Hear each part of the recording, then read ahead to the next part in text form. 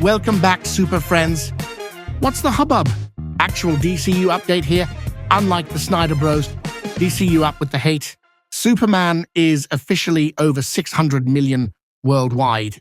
There has been a range of expectations towards the box office. Some fan numbers were, quite frankly, bizarre in some cases. Those of the Snyder cult cloth suggested it would do less than The Flash. Superman's opening weekend alone crushed the overall global take of The Flash. Others unrealistically pushed an idea that it needed to do $1 billion. This was mostly Snyder Bros who wanted any excuse to call it a flop. There were a few actual Gunn fans hyping up the numbers, but I found overall that most supporting it just wanted it to do well enough that we'd hear about more projects for the DCU. Mission accomplished? I have always been in line with John Campea, who had the thought process of a lot to overcome. Superman did something I did not think it would do. It crossed the $600 million mark. Now, I want to put that into perspective about how big of a deal that is and why I think it's rather impressive. First of all, I've been saying for a couple of years now that I don't expect Superman to be good, but don't expect it to do well because it's going to take time for it to win back the audience that the DCEU burned so badly and destroyed the reputation and lost the audience. It's going to take Superman, it's going to take the DCU a while to get them all back. And you got to start with a great movie. Well, it was a great movie. Huge critic scores, huge audience scores. People loved it, blah, blah, blah. And it has done better than I thought it would do. So much so that it's the first comic book film in over a year to break the $600 million mark. Take a look at this. Since Deadpool and Wolverine, which was over a year ago, we've had 5 comic book movies come out. 3 of them MCU movies. Craven got a bad rap. 3 of them MCU movies. Craven, oh my God. Sorry, I get this little fire of rage burning in my belly whenever I think about that movie. Anyway, Craven deservedly made only $62 million. Captain America 4, which was not very good, made $415 million. As a result of it not being all that good, it hurt Thunderbolts, which was never going to do great anyway because it's a bunch of B-list characters, but still, Thunderbolts was fantastic, ended up making $382 million. Fantastic Four, which is still in theaters, going to climb over $500 million, but a little bit of an improvement, partially thanks to Thunderbolts being so good. Fantastic Four has currently made $490 million. But Superman, guys, imagine a time when we would have ever said there's a DC movie that's going to make more than the previous 3 MCU movies that came out. It's inconceivable. Like, seriously, inconceivable. That could ever happen, yet here we are. As far as the other projects, you'll also see the same Snyder Bros say idiotically that Supergirl needs to outdo Spider-Man. No, the vast majority of DCU fans can rest assured that's not even close to the goalpost. Here is what I'm seeing on expectations.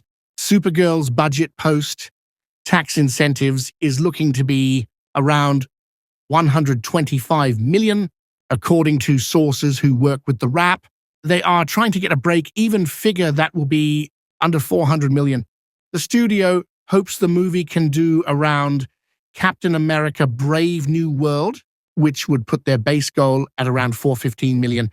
As for the Superman saga installment, Alien! That is where you've always been wrong about me, Lex. I'm as human as anyone. I love, I get scared. I wake up every morning and despite not knowing what to do, I put one foot in front of the other and I try to make the best choices I can. I screw up all the time. But that is being human. And that's my greatest strength. it is rumored to include Brainiac as the primary villain, and the budget is likely to be between 200 to 225 million. They will be aiming to build off the success of Superman and garner between 625 to 725 million as their internal goal. That is assuming Supergirl is decently received and can do a modest 400 million plus global number. James Gunn has a build-out plan. Remember when early phase Marvel was great but gradual building? Iron Man was a modest hit, but a springboard for future Marvel Cinematic Verse movies. Move over Tony Stark, there's a new rebooted Boy Scout in town, and he's faster than a speeding bullet, more powerful than a Snyder Cut Reddit thread, and single-handedly dragging the DCU into actual coherence. Yep, Superman 2025 is soaring high at the box office. The critics are smiling like Martha just got mentioned, and audiences are finally saying, oh wow, a DC movie that doesn't need a therapist to understand how angsty a dark Superman can be. It's giving Iron Man 2008 vibes all over again, except instead of I am Iron Man, we got a clean-shaven Clark Kent saying hope, and somehow, for the first time in years, people believe him. Back in the real world, the current day Superman movie is doing exactly what Iron Man did for Marvel back in the day, building a foundation. It's clear, it's heroic, it's coherent. There's a plot, there's charm, there's color, and most importantly, there's a roadmap that doesn't involve rebooting the reboot of the reboot. The DCU is finally building, not just aura brooding. So here's to Superman, the hero we needed, the hero we finally got, and the reason James Gunn can now afford to expand the DCU beyond just whoring out Batman. Seriously, in the DCEU, they said, hey, Superman, you're not the guy. Snyder used Batman like a hooker with a utility belt, parading him around in every gritty nightmare sequence, giving him tank armor, machine guns, and emotional damage, while poor Superman was treated like the side character in his own resurrection. Batman got all the toys, all the trauma, and 3 versions of the same scowl. Meanwhile, Superman got a neck snap, a funeral, and 5 minutes of screen time where he forgot how to talk. The DCEU made Superman feel like a guest star in Batman vs. Batman Dawn of Edgelord. The DCU is letting the Superman world actually drive the build-out. Batman should be a huge factor and eventually as important as Superman, but this time we don't have to make Boy Blue some strange side piece that barely talks. We, as a population on this planet, have been looking for a savior. 90% of people believe in a higher power, and every religion believes in some sort of messianic figure. And when this savior character actually comes to Earth, we want to make him abide by our rules. We have to understand that this is a paradigm shift. We have to start thinking beyond politics. Are there any moral constraints on this person? We have international law. On this Earth, every act is a political act. Is it really surprising that the most powerful man in the world should be a figure of controversy?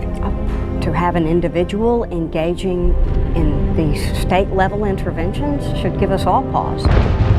Human beings have a horrible track record of following people of great power down paths that led to huge human atrocities. We have always created icons in our own image. What we've done is we project ourselves onto him. The fact is, maybe he's not some sort of devil or Jesus character. Maybe he's just a guy trying to do the right thing. We're talking about a being whose very existence challenges our own sense of priority in the universe. And you go back to Copernicus, where he restored the sun in the center of the known universe, displacing Earth. And you get to Darwinian evolution, and you find out we're not special on this Earth, we're just one among other life forms. And now we learn that we're not even special in the entire universe because there is Superman. There he is, an alien among us. We're not alone.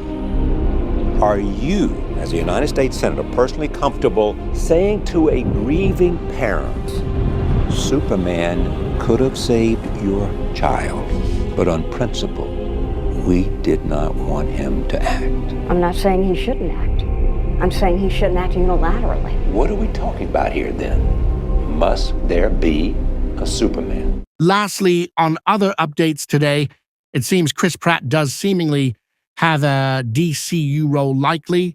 I still think it could be interesting if he's Booster Gold, and Kumail may actually voice Skeets. Some may not be aware, but he has done a ton of voice acting work, which would make Skeets a good fit. In some other DCU actor news, Brandon Sklenar is still getting buzz as a potential Batman candidate and on the radar. Also, Margot Robbie is making it clear she'd like to reprise her role as Harley Quinn within the DCU. Looking forward to some major updates soon.